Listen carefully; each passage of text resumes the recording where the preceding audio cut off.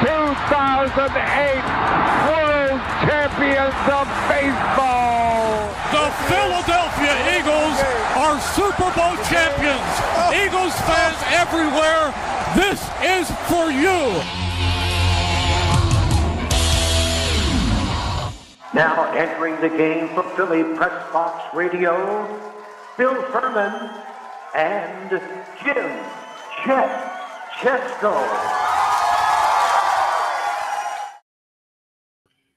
It's Wednesday, October 1st, 2025, and the Philadelphia Eagles are 4-0, and the Philadelphia Phillies are NLDS champions. Welcome to the Philly Pressbox Radio Roundtable, brought to you by the Irish Rover Station House in Langhorne, PA, Cavs, Philly Tailgates, and the STT Sports Network. I'm Bill Furman. I'll be your host tonight, along with my partner, Jim Chet Chesko. And Chet, the Eagles rolled into Tampa to face the undefeated Buccaneers, came out with a win. Phillies finished the regular season with 96 wins. I think that's a little more than you and I predicted. Yeah. And now wait until Saturday to face the winner of the Reds and Dodgers series. It's Red October, baby. Time to get it going. You got to see Ray Didinger's new play spinner over the weekend. We'll talk about that. The Flyers open their season in just 8 days. Let's go. I'm ready for that. We have plenty to talk about in Philly sports. And oh yeah. The other great news for the week, Chet, is we're not Mets fans watching the playoffs. All true, Bill. Yeah, an epic collapse by those stinking Mets. What a shame. I mean, we're going to miss them. Nope. Certainly an exciting time, though, on the Philly sports scene. Although the Eagles, yeah, they're 4-0, but there's a little drama behind the scenes. It's all fixed. The wide receiver did address that today, so I didn't listen to every bit of it, but hopefully things are okay there. It's all good. Yeah, and yes, another Red October. This is an annual tradition of late, which we love. And I have a hunch it's going to be the Dodgers coming to Philly this weekend, the way it's looking. Yeah, well, I don't think that's really a big surprise. And you know what? You got to beat them. You got to beat them to get there, get it done, right? Absolutely. Hey, before we move on, anybody who's watching on YouTube, be sure to like and subscribe right now. We just picked up a couple of new subscribers over the past week. We need to keep adding to that list. So if you're watching on YouTube, hit that subscribe button. It's free, and you'll be glad you did. Absolutely. Hey, we have great guests tonight in WIP's James Seltzer, but Chet, we had a change of plans, unfortunately. Tell us what happened with James. Well, you know, I was listening yesterday to the afternoon show on WIP, and I heard Jack Fritz mention that he and James Seltzer would be covering this evening's Phillies scrimmage at the ballpark. 31,000 people there. It is happening right now as we speak. And I immediately thought, oh, great for those guys. And I said, wait, James Seltzer is supposed to be on our show this evening, Wednesday at 7:00. So I immediately texted James. He said, yeah, they just made that decision yesterday, the folks at WIP in connection with the Phillies. So he did at least find some time for me. Just a couple of hours ago, a little after 4:00, we got together and we did talk, and we have that chat all recorded and ready to go. Well, you know, it's hard to believe, Chet, that he would choose the Phillies scrimmage over me and you. But here we are, right? He loves coming on our show. He said that, and he's now a member of the 10 Timers Club, his 10th visit. So, wow. Yeah, we did get it together, and it was a great chat. All right. Well, let's hear what James had to say. I think you talked some Eagles and Phillies, didn't you? Absolutely. Here we go. Great time of year to talk Philly sports with this guy. You know him from the WIP morning show, plus the High Hopes and Go Birds shows that he co-hosts. James Seltzer, how the heck are you? Chet, it's always a pleasure to be on the Philly Press Box. You know, it's really the only podcast other than mine that I ever go on. So, you know I'm a fan, Chet. I love it. Well, James, believe it or not, it has been 1 full year since we had you on with us. Oh, my goodness. In fact, I feel like I always come on around now with the Phillies playoffs, the Eagles. Yeah. I thought it was a double a year thing. So it was the first Wednesday of last October. In fact, I titled last year's YouTube show of ours, Another Phillies Red October, New Eagles Concerns, James Seltzer Visits. Could use that same exact title this year, right? Yeah, let's hope this time we win 2 titles instead of just 1 after. Yes, yeah, right? yes. Yeah. Well, before we talk Phillies baseball and Eagles football, I heard you say something on the radio about a month ago that kind of caught me by surprise. You played high school football. Forgive me for being caught off guard by that, but I do remember you saying your team was not very good. Horrible. Yeah, horrendous.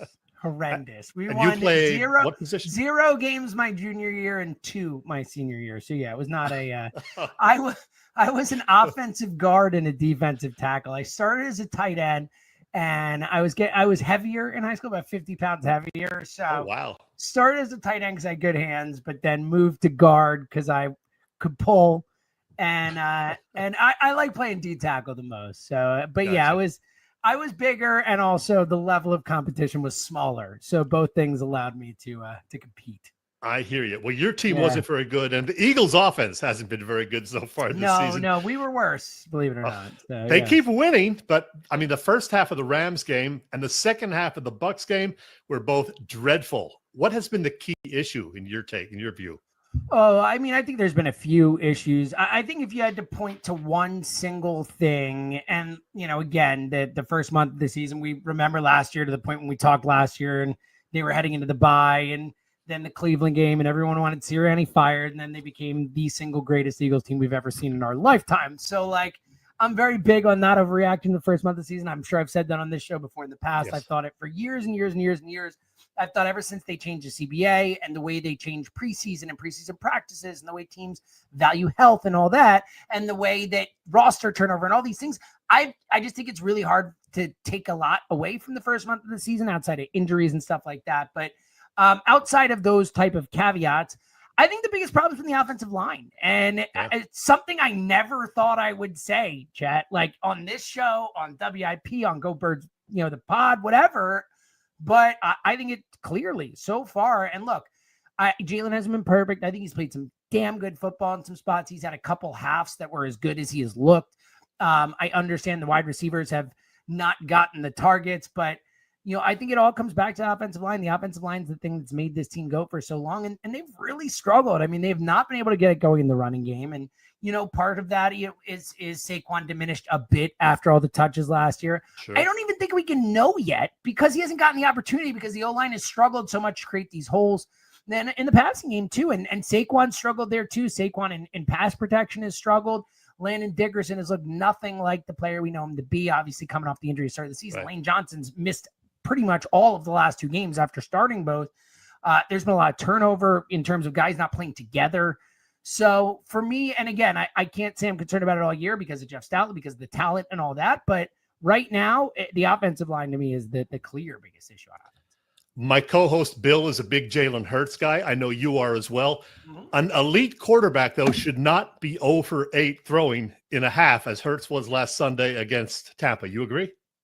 No, not necessarily. So, I mean, I don't look at it that way. I understand, I think we do too much of the numbers and the throws. I mean, Justin Herbert just lost the freaking Giants. Where's everyone talking about that? Justin Herbert, MVP candidate 3-0, and then he loses to the freaking Giants. You know what Jalen Hurts does?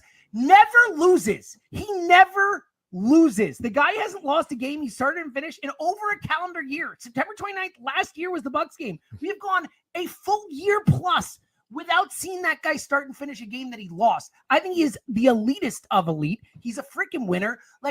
This thing gets so overblown to me. Now, the AJ and him thing, I think there's clearly something there. That's an issue that could cause problems moving forward. But in terms of the 0 for 8 second half, I don't put that all on Jalen. I put a lot of that on the offensive line. I put that on Jalen also. I put that on the whole offense. I also think, and we don't talk about it a lot, but I think the Heat got to them. I think it was so clear. They look like a completely different team in the first half. We spent the whole week talking about how hard it is to play in Heat, and it's a real factor. And then they look like crap in the second half because they had played a half already, and the sun's beating down on them as they're talking about in the broadcast. And I think it took it out of them. I think people are overreacting way too much to what they're seeing in the first month of the season, and I'm just not going to do that. So okay. I don't care that he was over 8. I care that we had a win at the end of the game. I will take a quarterback with average arm talent and elite above the shoulders over a quarterback with elite arm talent and average above the shoulders every single time. So I just think we underrate that Jalen is one of the best above the shoulders guys I've ever seen in my life. You mentioned A.J. Brown, just 14 catches so far this year through 4 games. I think 63 players have more receptions than him to date. And 2 hours after Sunday's game down in Tampa, you know what happened. He put this tweet out there. I've talked about nothing else for the last 60 I'm hours, sure you know all about it. What is this going to mean, do you think, for the locker room? And we heard Hollis Thomas, I believe, say he thinks there are some legitimate issues there. What do you say? Hugh Douglas said that as well. Hugh Douglas, that's it. Yeah, Yes. yeah. I think there's clearly issues. I mean, we've seen this time and time again. I mean, what's this, the 6th, 7th, 8th time, whatever, that we've heard some semblance, whether from AJ himself or from Brandon Graham or from looks on the sidelines or reading a book on the sidelines or whatever it is.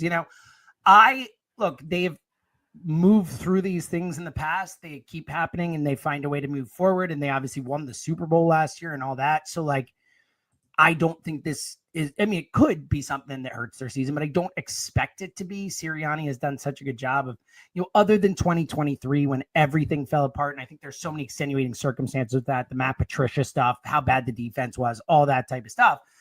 The blitz issues, 2023 just felt like a coming off the Super Bowl loss. I don't expect that this year. I think the defense is too good for that. I think Vic Fangio is too good for an all out collapse, but I do think there's the possibility for the AJ and Jalen thing to continue to be combustible and an issue. My big thing, I'm honestly, I understand that AJ wants the ball. I get it. I understand that receivers want their numbers and all that, but this guy makes $33 million. $33 million. He got $96 million contract. He's not getting paid next year. He's under contract. He's paid. He just won the Super Bowl. They're 4-0. He made all-pro second team last year. Shut up. Shut up. That's the point I'm at. Honestly, I've gotten to maybe the last 60 hours talking about it has got me there. I'm just tired of it. I'm tired of it. I get that he's a great player and all that, but you're 4-0. You just won the Super Bowl. I'm fine with him keeping it in-house and going to Jalen and going to Nick and going to Patullo and being I have a problem. But when this guy at the end of the game does this, where he, first of all, puts out a quote about I'm just going to shrug my shoulders and go away. You did the opposite. You put the tweet out and caused the problem. This tweet that we are looking at right now is a scene. Don't make a scene. You made the scene and it's all on him. He knows exactly how this is going to be responded to. And he's going to know it the whole week after a team that's 4-0 and just went into Tampa where they're always can't win there and all that crap and won the game, that all we're talking about is AJ Brown. And it's unfair. Everyone's always what a great teammate and all that. This is so unfair to his teammates. It's so Jalen Hurts is going to have to spend his whole week talking about AJ Brown. Nick Sirianni, every interview he did, we're on the morning show with us Tuesday. Guess what? Talk about AJ Brown. Your press conference, talk about AJ Brown. Kevin Patullo, talk about AJ Brown. Jordan Mailata, the show on Monday night, talk about AJ Brown. It's unfair to his teammates. And I don't know if he realizes that or whatever, but I'm getting tired of it. That's my official statement. All right. I want to talk Phillies baseball with you, but Broncos, Eagles this Sunday. Who you got? Eagles. Why would you ever pick against them? Okay. All they do is win, Chet. That is true. I think they're better than the Broncos. It's a tough spot, short week for the Broncos coming east, 1:00 game. Could they lose? Of course. I don't expect it. Okay. All right. Switching the background to Phillies. Let's talk Phils. I got to say, even with the loss of Zach Wheeler, I am far more optimistic going to this postseason than I was a year ago. You and Jack host the High Hopes podcast. Do you have high hopes for this Phillies team heading into the postseason? Yeah, I do. I'm with you. I have more confidence in this team than any other group of this 4-year run that they've had. 2022, obviously, we gained confidence as they started on the run, the playoffs. But, heading into the playoffs, they barely made it. They had 87 wins. They almost blew it to the Brewers. I think we all forget how down a lot of people were on that team until Gene Segura got that hit in St. Louis. They win game 2. We come home to the bank, and it's a beautiful thing. I think 2023 is the only other year, because last year, I'm with you. Last year, it felt like we were all trying to talk ourselves into something that we knew wasn't going to work. We knew going into that Mets series that the Mets had been a better team for 3 months. It was so clear. They had mojo, they had vibes, and the Phillies were limping into the playoffs. You could feel it. I think it was all false bravado from the fan base last year, or not. I think we were all kind of nervous about that Mets series. This year, they've been one of the best teams all year. All year from the jump, they just win. They've battled adversity. The Zach Wheeler thing, that's the kind of thing that could crush a team. And instead, they went on a run after it and used it as motivation. And they've done that all year long when they've lost guys. They've found ways to, Trey goes down, boom, they win 12 of 15 or whatever it was. Like that Met series in New York, the low point of the season where they get swept and it's a disaster. They come home and then they go, 12 of 15 or something like that then too. Like they have just responded every single time in every single way this year. The trade deadline was finally a hit. Bader, Dejean, Robertson added. Like they've made difference makers come in. It's added juice to the team. I believe in this group more than I have any other group yet. But I think for me it all comes down to the Dodgers. I think, and it like feels like simple and kind of obvious to say that they're the two favorites, but I think the World Series is Phillies Dodgers. I really do. I think whoever wins that series wins the World Series. And the Mariners could win the World Series. They got great pitching. They got some dudes. They got, big dumper and that whole thing going on. They're fun. But I'm not really scared of the rest of the teams. Like the Cubs, the Padres, those teams don't scare me. The Brewers are good, but they're not like they could lose to any of these teams. It's the baseball playoffs, right? We get it. The Reds could win the next two and beat the Phillies. Like that could happen. It's baseball. But I really, when I look at it, I feel really confident. Dodgers won 15 of 20. They won last night and they're the Dodgers. So like the Dodgers could just come in and be like, hey, remember the Dodgers, the best team ever? That's us, and go on a run. But I think that Dodgers series is really going to predict who wins. I really do. So you and I are talking in the 4:00 hour here on Wednesday. We may get some news, before tonight's show, our show at 7. You'll be at the ballpark as we speak. You and Jack Fritz watching a little scrimmage at the ballpark. Yes, we will. If we don't get an announcement from Rob Thompson, what is your take on who is going to be taking the mound for games 2 and 3 of the division series? So I think it's going to be Luzardo game 2. They're throwing him today, which would line up with that Monday start. Also, we had Topper on the morning show today, and he mentioned that Ranger is still a little sore from that comebacker that he took in the last game, so that they're trying to see where Ranger's at. That's why Ranger's not pitching at all in the intra-squad today. And he talked about Luzardo. And then, when you add in Luzardo's home numbers, the, Ranger just kind of being so cool, calm, and collected, I think it just makes more sense to let Ranger walk into an opposing, building and not feel it. Whereas Luzardo, I think, we've seen the emotion. We've seen that he feeds off it. I think he's going to be more comfortable here. I think it makes so much sense to start Luzardo in game 2 at home. The interesting thing, though, was, Topper was glowing about Aaron Nola, mentioned a possible piggyback in game 3, said that in his mind, and he didn't say it's locked, but he said he wants Nola to be the 4th starter, like to get, like, of those 3 to be the other guy who gets a start.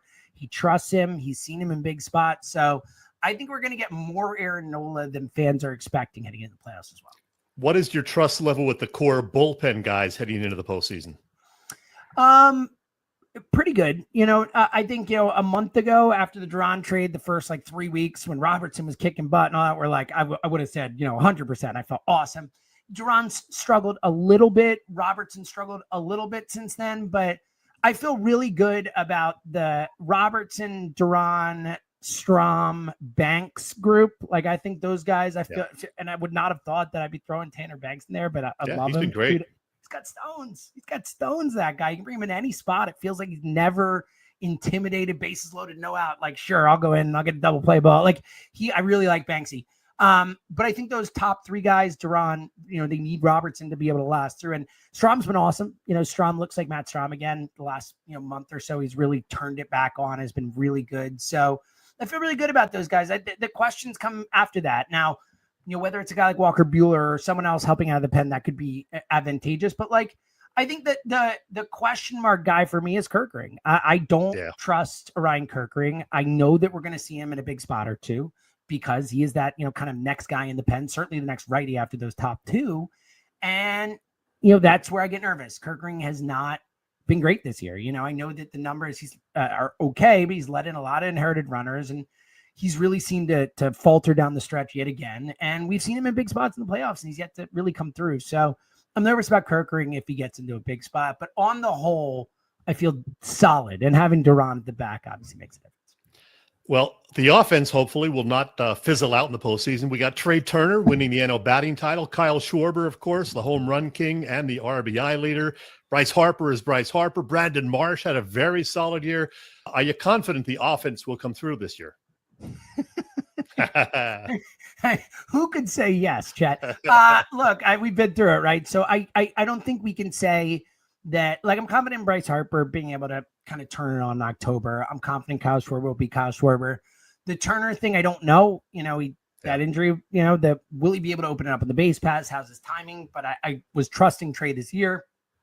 I think it really comes down to, I feel so much better about Brandon Marsh and Bryson Stott and Alec Boehm and JT Realmuto right now than I did heading into the playoffs last year.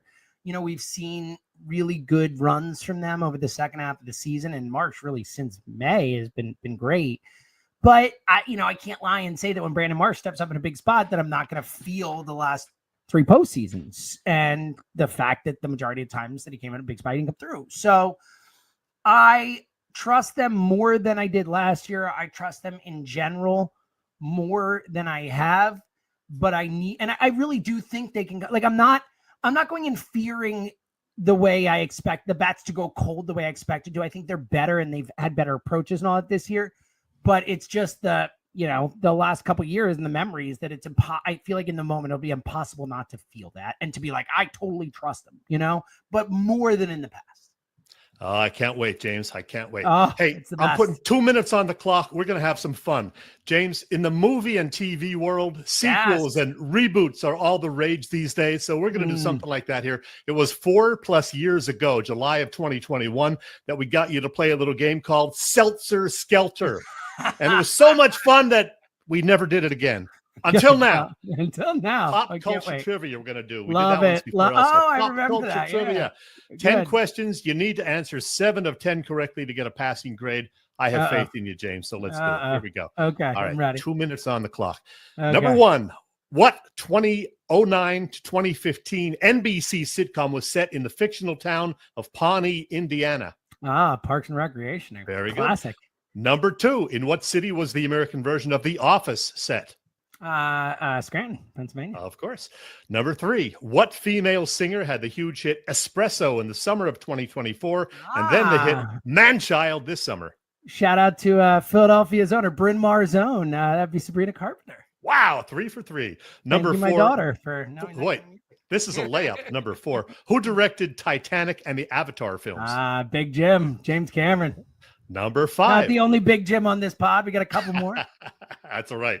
Number 5. What 2024 movie about a stripper and her relationship with a young Russian guy took home the Oscar for Best Picture last winter? Nora. Loved it. One of my favorites. Yeah, really great. She's amazing in it, Mikey. Man, and the performances are phenomenal. Very good movie. Absolutely. Number 6, singer and actress Selena Gomez got married over the weekend. What is the name of her songwriter, producer, husband? So this is the first one. I'm not 100% sure, but I believe it is Benny Blanco. You got it, man. I don't know if I would have gotten that if I didn't have a multiple choice situation, but yes. What a pull there. Woo. Number 7, Taylor Swift. You may have heard of her. She has a new album coming out in a couple of days. What is the album's title? I know there's Showgirl, and is it The Life of a Showgirl? The Life of a Showgirl. Boom! I'll take it. There you go. Number 8.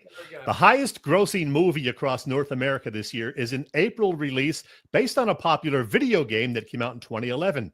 Its stars include Jason Momoa and Jack Black. What is that movie? The Minecraft movie, which I've watched with my daughter. Woo, there you go. Yes. Number 9. What British band fronted by a couple of bickering brothers is currently out on their first tour in 16 years? The Gallaghers, Oasis.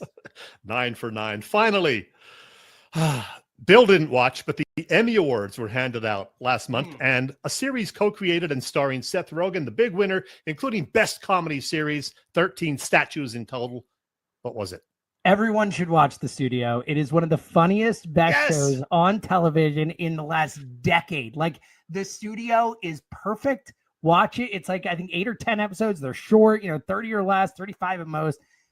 Watch The Studio. It freaking rocks. How good was Bryan Cranston in that? Phenomenal. Oh, it's so great. That last episode, we won't say anything other, but the last episode with Cranston, or the last 2, the one is elite stuff from Cranston. Yeah. Perfect. 10 for 10, man. Great job. And by the way, you are now, speaking of 10s, you are now a member of the Philly Pressbox Radio 10 Timers Club. Wow, thank you for your service, my friend. That's awesome. A true honor. I've made it finally. You have exciting. made it. Go Phils. Go Phils, Jack. Go Birds. Go Phils. What a pleasure. Chet, it was almost like word for word what I would have said about the Eagles coming as he opened this thing up all the way through the Jalen Hurts conversation. Yeah, how about that? It's what I've been saying all along. And to follow that up just for a second, the thing that people I don't think are realizing, everybody's wanting entertainment, right? Score points. Early in the season like this, it's about stacking wins. I mean, you and I think, I said 3-1. I don't know if you said 3-1 or 2-2. Yeah, one of those I would have been happy with or expected even 3-1 or 2. Right. I mean, I think I thought we would go down to Tampa and probably lose that game. Mm-hmm. But the thing that, I made a little list of this. I didn't know you were going to be talking about it, but I'm just going to throw this out here really quick. Burrow, Purdy, Daniels, McCarthy, Lamar Jackson, Tyreek Hill, George Kittle, Malik Neighbors, Nick Bosa, Joe Mixon, they're out. They're all hurt. Yeah. They're all hurt. The NFL, we have Goddard, who didn't practice again today. Dickerson, who's been struggling to be healthy. Lane Johnson, as you mentioned, banged up. It's not about the entertainment at this point. It's about surviving. The NFL does a disservice to these guys, in my opinion, by doing preseason like they do. It takes 4 or 5 weeks to get ready to go. And as you see, top-notch players, hell, I just ran down a dozen of them, big-name players that are out, and some for the season. So it's not good for the Eagles. Just keep winning. Just keep staying healthy. The next 4 games should be a lot better than the first 4 games. But there's a chance, Chet. Denver, at the Giants, at Minnesota, and the Giants back home, and the bye. There's a chance this team could be 8-0. Yeah, take it 1 week at a time. But, if they can get past this week especially, you would think that they would be. And I would be going to Green Bay to see an undefeated Philadelphia Eagles team. Right. Well, they come out of the bye week 9, and the next 4 are tough again. Green Bay being one of them. I think at Dallas is one of them. They have 4 tough games back there. So this little window here and leading into the bye, and got a short week next week, but you got 10 days off. We got to get healthy and stay healthy. So, in the meantime, everybody's worried about who's not getting catches and who's doing this and that. Just keep winning. Keep stacking wins. Yeah. So, and as PJ noted, AJ did kind of apologize today, explain his situation, just, a little frustration, but he's all about winning. He is happy in Philadelphia. So he answered that question, certainly. So yeah, like you said, just keep winning. And hopefully by, week 6, week 7, the offense will be clicking like we know it can. Yeah. Well, I think you can't flip a switch in this league, but what did they do against the Rams? In the second half, they basically flipped the switch at halftime. Yeah, they flipped the switch, and they opened things up. I would venture to guess we've probably seen no more than 20% of this offense. Right. The playbook's closed. They're just running the same stuff that they always have. And it's a marathon, not a sprint.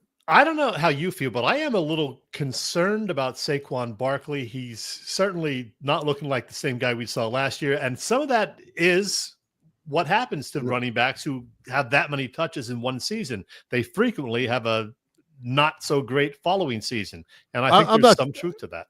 I'm not too concerned about that, actually. I'm more concerned about Landon Dickerson, Lane Johnson, and Stein is struggling a little bit too. Tyler Steen, yeah. You got Steen, sorry. So you got 3 guys up front that are banged up, and Steen being new. I'm more worried about that than I am Barkley. Barkley's going to get his space. They're loading the box to prevent him from running, and the Eagles have kind of chose not to pass and not open up the offense yet. It's going to be okay. Everything's going to be okay as long as they stay healthy. I'll take your word for it. All right. Well, let's move on because we could talk about this all day, but we got other stuff to talk about too. We do. Hey, did you know Philly Pressbox Radio is part of the STT Sports Network, as in Set the Trends? It's a network set up by our pal Phil Stiefel, host of the terrific Trending in the AM show that you can find every weekday morning on the STT Sports Network YouTube channel. Check out Phil. Be sure to subscribe to the channel. Phil's show is on there, and so is ours. Yep. Philly Pressbox Radio can be found there in addition to on our own YouTube channel and our Facebook page. Again, it's the STT Sports Network setting the trends for what sports talk should be. Yeah. Chet, it's Red October, and we're loaded up with Phillies and Eagles, and that means there's a lot going on over at the Irish Rover Station House. If you're a viewer or listener of Philly Pressbox Radio, you know that the Irish Rover Station House is our longest running sponsor, and they've got some great events on the calendar this fall. Let's get the details from the Irish Rover's Christina Gaskill. Hey, Chris, how you been? Hey, Chad, how are you? I am wonderful. Well, Chris, this weekend brings a fun annual celebration to the Irish Rover's patio. It's a favorite event of mine and yours. Tell everybody what we're talking about. Well, it's Oktoberfest, so one day a year we turn our patio into a beer garden. We'll be featuring all of our favorite German beers and fall offerings, so there's some pumpkin spice stuff in there as well. We'll be doing our German fare, Knockwurst, Bratwurst, Schnitzel. Also stein hoisting, which is the best event we do here, holding those giant liters full of water. Our friend Jamie from Trogs Brewing will also be with us, and she never comes empty-handed, so I'm sure she'll have plenty of stuff to give away to everybody. So I hope you'll join us. It's supposed to be a beautiful day. Yeah. Hey, you mentioned the stein hoisting. I think my cousin Art's wife, Karen, won the event a year or two ago. Yes. She was like a reigning champion a couple years in a row. I hope she comes back this week to defend her title. I talked to her the other day. She's planning to be there, so that's going to be fun. I'll be there as well. Can't wait. Hey, Tuesday the 14th brings another one of those paint and sip events. They're always a big hit, are they not? They are. They're so much fun, too. You just come in, you order tickets online ahead of time, and then you learn how to paint something and have a couple cocktails with some friends. Hey, the Phillies are back in the postseason. It begins on Saturday, another Red October. I'm guessing all of the games will be on the many TVs at the Rover? Absolutely. We can't wait to see what they do this year. Are there any specials or anything during the games? Phillies game, you can get Ultra Buckets, 5 for $15, and Bud Light Drafts on special for $3. Cool. Well, you've got trivia Wednesday evenings, dinner specials Thursday through Sunday, live music on Saturday night, always something happening at the Irish Rover Station House in Langhorne. Great selection of beers, too. Hey, what is that time again for Saturday's Oktoberfest? So it's this Saturday, October 4th. It's 11 to 6 p.m. Stein hoisting somewhere around 3 to 5. Chris Gaskill from the Irish Rover. Thanks, Chris. Thanks. Hi, this is Ray Dinger. And it is always fun to talk sports with these two guys, Bill and Chet, on Philly Pressbox Radio. Hey, Chet, we're going to get the Ray in just a second. One more football note I wanted to throw out there. I don't know if you saw this. The 128 modern players have been announced for the class of 2026 Pro Football Hall of Fame. Randall Cunningham, Donovan McNabb, LaShawn McCoy, Ricky Waters, Troy Vincent, David Akers, and Brian Mitchell are Eagles or former Eagles that have made that list of 128. It goes down to 25. Then it goes to Seth Joyner also, right? I did not see Seth. I thought he was on there, but I thought somebody. I saw somebody posted Seth Joyner was. I thought I did too, but I just looked at the list when I made this list, and I did not see him. Well, that's not right. Right. But anyway, it goes to 4. They only can select 4 or 5 under the current bylaws. We're at 128. Might be a rough road for any of these guys. Although Shady McCoy gets a lot of love out there. So we'll see. All right. Hey, Chet, hockey season's fast approaching. So perfect timing for you to go see Ray Diddy's new play Spinner at the Delaware Theater last weekend. I'm anxious to hear about it since I asked you about it and you wouldn't tell me. Yeah, I know you've been to the venue, Bill, the Delaware Theater Company, a real cool place. And Spinner is definitely worth seeing. For those who missed Ray talking about it on our show in late August, it's the story of Brian Spinner Spencer, a former NHL player who had a decent 10-year career with 4 different teams, and his father, Roy, who loved his son but took to extremes in an effort to ensure that the CBC's Hockey Night in Canada carried Brian's second season debut one December night in 1970. Ray actually wrote about the tragic event at the time. If you don't know what happened, look it up. Yeah, he wrote about it for the Evening Bulletin bulletin right after it happened and decided all these years later to turn it into a play. And man, great move by Ray. As described on the Delaware Theater Company's website about the play, Spinner is not just another sports story. It's a journey into the human spirit where determination collides with obsession.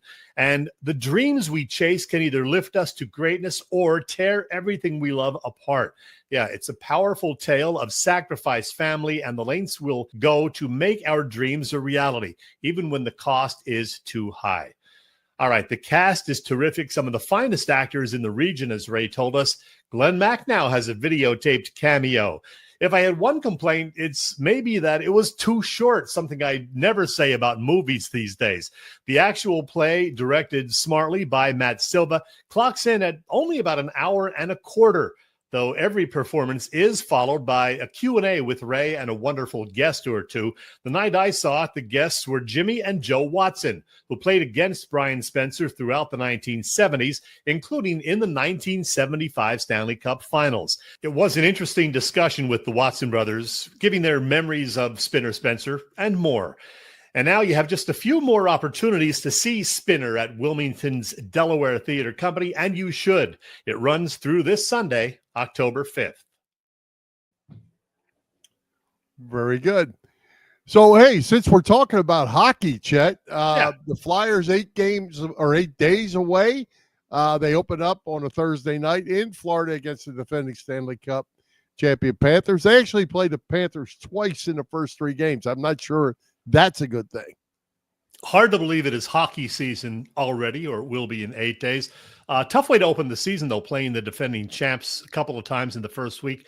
Gotta be honest, Bill, I'm pretty much focused on the Eagles and Phillies right now. Haven't been keeping tabs on the day-to-day, training camp and preseason action that the Flyers are involved with. What are you seeing and hearing about this team? Well, they've given up an awful lot of goals. And Rick Tocchet has made it clear that he's not happy about that. It looks like Sam Ersson is going to be goalie 1 for us. Dan Vlader, I think that's how you spell it, Vladr. Yeah, looks like he's going to be the backup. If you look at the guys on the current roster, Chet, it doesn't look like it's a whole lot different than last year. We'll have to see as the final week of cuts comes out, but it looks very similar at this point. Yeah, you hope that some of the young guys will continue to develop, especially, Mishkov. I don't know if Jet Luchenko is going to make the team this year or not, but the goaltending is always going to be a concern. I know they have 1 or 2 guys who are still in the minors or juniors who aren't ready yet in goal, but for now it's going to be Ersson and Vladr. So we shall see. But yeah, we're going to talk a lot more hockey next week on our Flyers season preview show. Yes, sir. I have more hockey stuff. You wanted to talk a little more hockey, didn't you? I do. And it's a kind of a follow-up to the whole Spinner thing and the post-play talkback that I got to witness with the Watson brothers, because they spent a good bit of that little panel discussion talking with Ray, not surprisingly, about the late, great Bernie Parent, who himself had been the post-play guest on opening night a mere 4 days before he left us. Yeah, so Wednesday the 17th, Bernie Parent was the talkback guest after the play. Here is Jim Watson talking about Bernie and how everybody associated with the Flyers and Philly area sports fans in general were saddened by the Bernie news. And this guy was just an incredible ambassador for hockey. But I'd say for the whole region, everybody that knew Bernie loved Bernie. He always had a great disposition, always very friendly, always wanting to cut a joke and just make you feel good. And that's what Bernie's mission was, just trying to make people feel better. Now, on a lighter note, Bill, Ray mentioned something that Bernie had said on that very theater stage on opening night, September 17th, regarding playing and beating the Sabres in the 1975 Cup Finals. The Buffalo Sabres were a great team. I mean, we all know how good the Flyers were. They were the defending Cup champions, but the Buffalo Sabres were really good. And I was saying they had the guys that Jimmy was just talking about. They had Gilbert Perreault. They had René Robert. They had Danny Kerr. They had Rick Martin. They had all of those guys. And I said that was like an all-star team. And Bernie was sitting here, and Bernie tapped me on the leg and reached for the microphone, and he said, "Yes, but we had the better goaltender." That was great. Yeah. Interesting, as Jimmy was talking in that little clip, Joe's face. Joe looked like he was ready to give it up right there. Well, yeah, a little before that, Joe had talked about Bernie, of course, and how close a friendship they had. They were actually together Friday night, 2 days before Bernie passed, and they had made plans to have lunch together last Thursday, the day of the play. So, yeah, Joe got a little teary-eyed, not surprisingly. Yeah, well, it's a shame. And I did see that the Flyers already did do a little pregame deal there at the Wells. It's going to be the Wells Fargo until I figure out that it's not the other night in the preseason game. So I guess they'll be doing a bunch more as the season goes on, I think. And I don't even think they've announced a whole lot about it. I think the funeral itself is or was private this week, and then they're going to have a public one, a memorial in early November, I believe. So, yeah, I think so. Yep. Yeah. And then they haven't said, but I would think they'll be wearing the number 1 somewhere. Oh, yeah. On their uniform. I'm sure they'll be doing that as well. But good stuff. Great that the play was good. Obviously, I'm not going to get to see it this time around. But if anybody's in the area, in the Wilmington, Delaware area, it does run through Sunday. So there are shows Thursday night, Friday night, 2 on Saturday, and 1 on Sunday that's competing against an Eagles game. But I'm sure, some people will be there enjoying the finale for Spinner. Ray did a great job putting that together, and Matt Silva, the director. So, if you have an opportunity, go see Spinner. All right. Sounds good. Hey, Chet, what could be better than Red October Phillies baseball and 4-0 Eagles tailgating with the best tailgaters in Philadelphia, Bob Cavanaugh and a gang of Cavs Philly tailgates? Well, Cavs Philly Tailgates has been cooking up a terrific catering business for some 35 years. You know them best for their tailgate parties. Cavs is a 3-time winner of Philly Tailgate's Jack Daniels Great American Tailgate Party Contest and a past winner of the Philly Daily News Tailgate Award. Cavs also does corporate events, parties, you name it. Of course, Cav hosts tailgates before all Eagles games outside the link. And let's see if I can find the upcoming schedule for that. Yeah, there you go. There were a couple of October home games against the Broncos this Sunday, and then the Giants later in the month, plus all future games. Get details on all events at Cavs' website. That is phillytailgates.com. And if you have questions, you can email them at cavscatering@verizon.net. Cavs Philly Tailgates, Bill, they're the way to go. Absolutely. Yeah, I saw where Cav just got back from Ireland. He was on a little road trip. So I didn't know that. Good for him. Yeah, I think I just saw. I think it was this morning. I saw some pictures that he had posted that he had been in Ireland. I don't know if he was over there for the game. Because they played there, yes. Minnesota and Pittsburgh. I don't know if he was there for that or what. And as you know, I'll be heading to Ireland very soon, Saturday. Yeah. So. Yes, sir. We'll talk about that later. Hearing all about that. Oh, yeah. Hey, Chet, this next segment of our show is for you and for you alone. You can talk about the Sixers opening camp. I have nothing for them other than Tyrese Maxey is going into his 6th season already. Yeah. How has that happened? Time flies. And I know you don't care much about them, but you actually sent me the roster today. So, yeah, there's 20 guys on the roster. They'll cut that down to 15 eventually. I was going to give everybody like 2 or 3 minutes on each and every player, but you would doze off during that. So I'm not going to do that. Absolutely. Wouldn't take long. The Sixers did last week officially open training camp, and right away, of course, there was another injury. We got word that Jared McCain, who missed well over half of his otherwise impressive rookie season, was sidelined with a UCL tear in his right thumb. He had surgery on that thumb yesterday. He's going to be reevaluated in 4 weeks, so he will obviously miss the start of the season. It begins October 22nd, and then we'll see how much more time he'll miss in about a month or so when they do, reassess. Sixers Media Day was last Friday, and we heard from all the players, but Neither Paul George nor Joel Embiid would give an estimate on how soon they might be ready to play in actual games. So here we go again, Bill. That's enough Flyers or Sixers talk. Well, I will make one comment that I saw a kind of a review of the media day. Yeah. And they said that the Sixers had a completely different approach this time as an organization. They came out. They didn't have all the hoopla. We're going to do this. We're going to do that. It was more, we are what we are, and we're going to try to be better kind of thing. Yeah, well, I guess that's smart. I mean, after what we saw last year, that debacle. Again, the Vegas over-under, I think 42.5. Here come the comments. I know.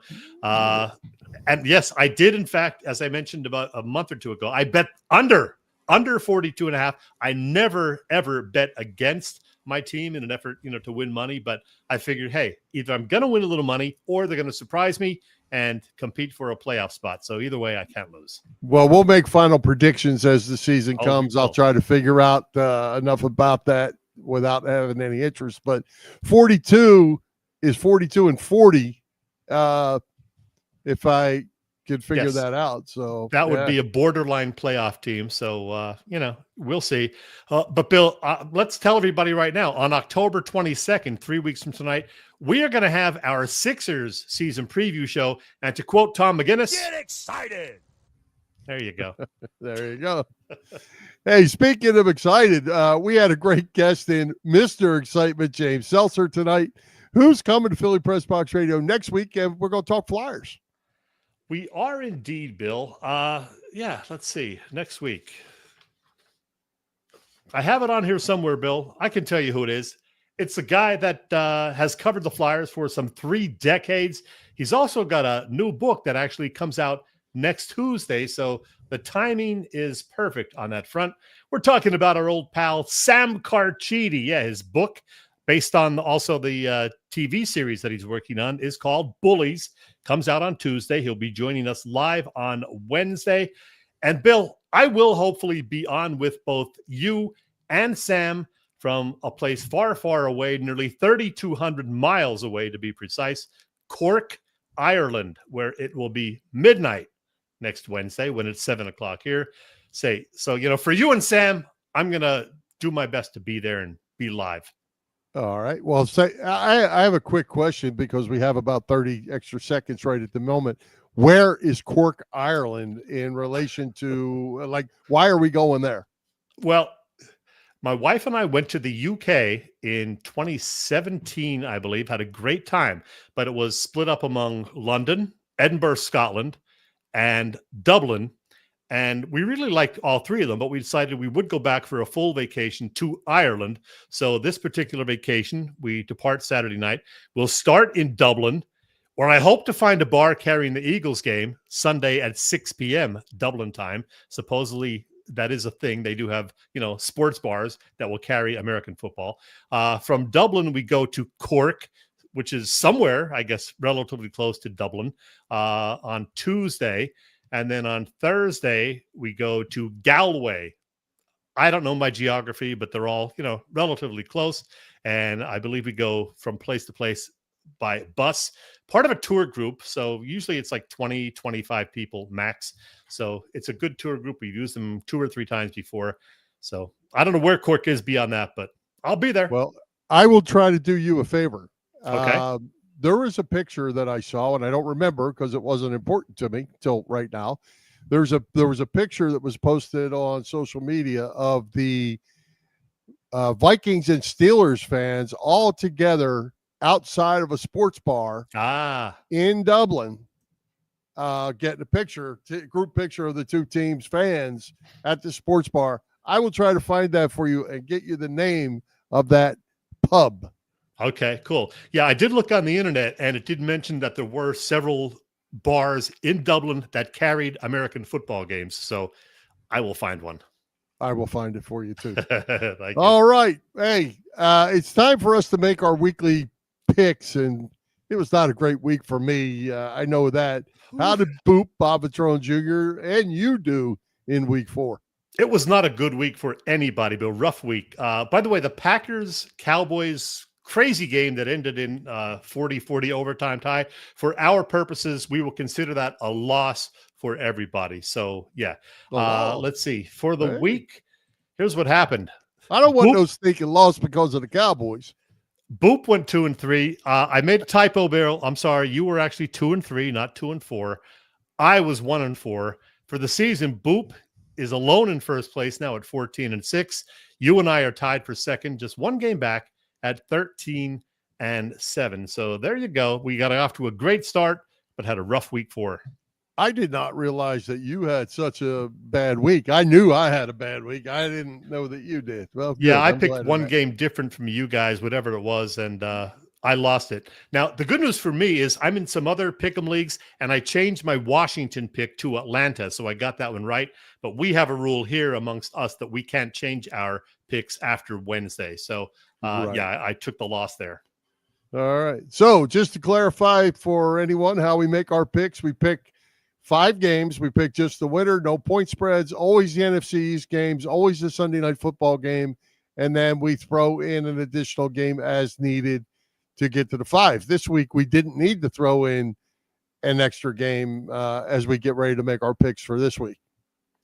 That is right. We got 5 games, 5. Some of them are tough. Some of them are easy, but we'll see what we can do. I don't think anything's easy. The Giants beat the Chargers. So, yeah. Hey, so here we go. Speaking of the Giants, at the Saints with the Saints -1.5. How did that happen? Cowboys at the Jets, Cowboys -2.5. The Commanders at the Chargers, Chargers -2.5. Sunday night football, New England at Buffalo, the Bills are -7.5. And then the Broncos at the Eagles are -3.5. So who do we have? Let's start with Giants at Saints, Saints -1.5. I'm having some problems with my printer in my man cave, so I've just used the internet here to check Boop's picks via email and haven't looked at them previously. But Giants and Saints, here's what Boop says. New Orleans is 0-4 for the 9th time in its 59-year history. They are 3-6 in subsequent games 5s. Make it 3-7. So Boop is picking the Giants. I'll tell you what, I'm picking New Orleans in this one because A, they're the home team. B, I think people will have some film on Jackson Dart now. Plus the Giants lost Malik Neighbors for the season. I'm taking the Saints to win at home. I am sticking with the Giants. I'm not sure how the Saints are favored against anybody, but maybe it's because of injuries to the Giants, but the Saints aren't very good. Yeah, okay. But I'm taking the Giants. Cowboys at the Jets, Cowboys -2.5. That surprised me a little bit that line was so low. Here's what Boop says. You know what they say, never go to New York without a tie. I'll be here all week. Boop, that funny guy. So Boop is picking, the Cowboys. I'm taking Dallas also. Yeah, I'm surprised that one's only 2.5. The Jets stink. Cowboys aren't great, but the Jets stink. I'm taking the Cowboys for sure. Washington Commanders at the Chargers. Chargers -2.5. All right, let's see. Boop says Los Angeles has a chance to go undefeated against the AFC West, but winless against the NFC East. Boop is picking the Commanders. Ooh, I don't know. I'm picking the Chargers with the injuries to Washington. Well, Jaden Daniels is playing. Okay. For Washington. The Chargers have 3 offensive linemen out. Oh, now you tell me. Well, that's why I didn't tell you.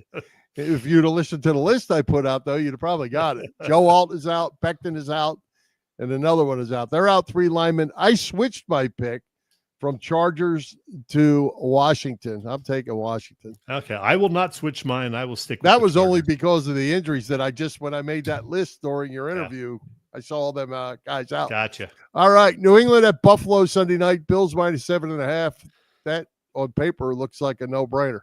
Yeah, should be. Boop says, since last Thanksgiving and including postseason, Buffalo has two turnovers in 13 games. Just 2 turnovers.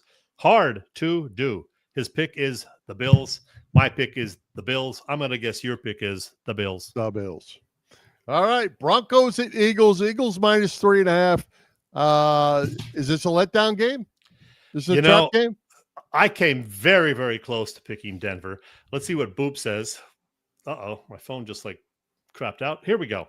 Boop says the Birds are going to win. You just have to figure out which half is going to be the blowout and which half is going to be the nail biter. So yeah, Boop is picking the Eagles. I was leaning towards Denver because I don't think the Eagles are going to run the table for the first, 8 or 9 weeks. It could be a letdown game, but then I went to thinking, well, Denver had the Monday night game and now they're playing a 1:00 road game on the East Coast. So that old theory, you don't ever take that team.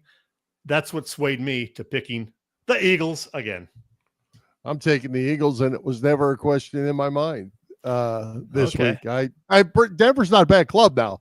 I mean, They could win. They could win, but I'm going to take the Eagles. I think the Eagles are going to roll. They're going to get it together. All right. So there we have it. So what do we have? We only have, we have a couple different ones, right? You took a couple different. Me and Boop look like we're pretty much the same. I'm counting on New Orleans. Come on, Saints. Do me proud. All right. Next up is our margin of victory pool. I stunk that up too. How are our standings after week 4? Let's have a look. The margin of victory pool, like a survivor pool where you pick one team, and if your team wins, you get the margin of victory, thus the name. So let's see how we did last week. Bill, you picked those Chargers who lost to the Giants, so you get 0 points and an L. Boop is just rolling along, man. He picked the Lions. They won by 24. I picked the Bills. They did win, but only by 12. So Boop, a perfect 4-0, and is pretty much running away with it through 4 weeks of the season anyway. He's got 77 points. You and I have 36 and 31, respectively. Slow down, Boop. It's a marathon, not a sprint, Chet. We'll be all right. Just hang in there. It's early yet. All right, let's see. All right. Boop. Oh, no, wait. Boop, I got to get Boop's pick. I took it off my screen. Boop is picking the Cardinals over the Titans. The Cardinals. I am picking the Detroit Lions over Cincinnati. The Bengals stink.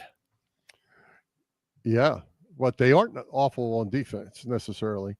Yeah. I am taking the Dallas Cowboys against the Jets. Oh, boy. Well, at some point I was going to have to use them, and the Jets are not very good. The only thing I was thinking about is it was in New York and not Dallas, but they're not so good. Joe Namath sold his soul to the devil in order to win their only Super Bowl. The Jets have been jinxed since, according to Ken. Oh, shoot. All right. We have anything else, odds and ends, to close up with? Well, Bill, you did not mention or put on the agenda the fact that Penn State lost in overtime to Oregon. James Franklin falling to 4-21 at Penn State against top 10 opponents. Interesting game. The most conservative game plan we've ever seen come out of their offensive coordinator. It was like a heavyweight bout where the first half they just kept punching each other to see what's going to happen, and second half both teams came out and played a whole lot differently.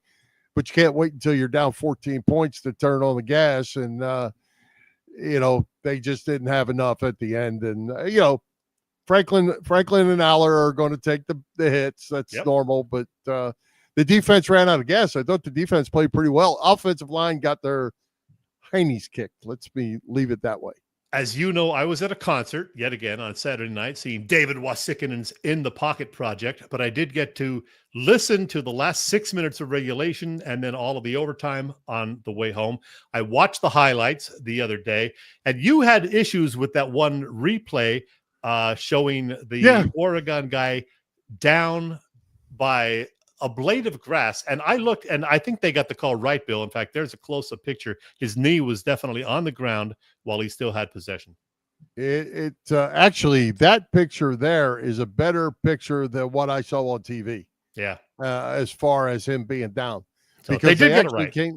They actually came out the next day and said, the grass is not down. The ground is down. The grass is not down. Really? Yep. I would have thought the grass would be considered part of the ground. You would think. And I thought that's how they ruled it because during the telecast. I didn't see a picture as clear as what that one there looks like. It was a 14-point swing. Yeah. And I will throw this out. Different game. The ACC, which plays noon games most of the time, they have a thing now where they go under the cover, under the hood, the referees. All the conversation between the headquarters and the referees is all on TV. Huh. All the conversation back and forth. We're seeing this. We're seeing this. We're seeing this. No, he's good here. We're going to stick with this call here. It's all there for you to see. It's pretty cool. Very pretty cool. Very interesting. Yeah. They're the only ones that do it, but it's the ACC that does it. Now, Penn State should wallop UCLA this weekend, and the schedule gets a little tougher again later in October and November. Yeah, they got to go to Iowa. They got to go to Ohio State. And Indiana, who's playing surprisingly well. Yeah, so they're going to have to get it together. And again, James Franklin takes the hits. Drew Howard takes the hits. That's goes with the territory. Hey, if anybody's in the Langhorne area this Saturday, please check out the Irish Rovers Oktoberfest. I will be there because our flight leaving for Ireland doesn't leave till 8:15 at night. So what better way to start your Saturday than a couple of afternoon beverages at the Irish Rover? There you go. All right. Thanks for checking in, guys. Appreciate it. Big B, Kid, Bob Moser. Let's wrap this thing up, Chet. Let's thank tonight's special guest, James Seltzer, our sponsors, the Irish Rover Station House, Cavs, Philly Tailgates, and PPCC 118 Raz Room. For Jim, Chet, Chesko, this is Bill Furman. We hope you enjoyed the show. We'll join Philly Pressbox Radio next Wednesday, October the 8th, from Ireland at 7 p.m. Eastern Time. You see us live on Facebook, on our Philly Pressbox Radio YouTube channel, and on the STT Sports Network YouTube channel. Listen on Apple Podcasts, iHeartRadio, and all the others. High hopes, Philadelphia sports fans. Let's go Phillies and go Birds.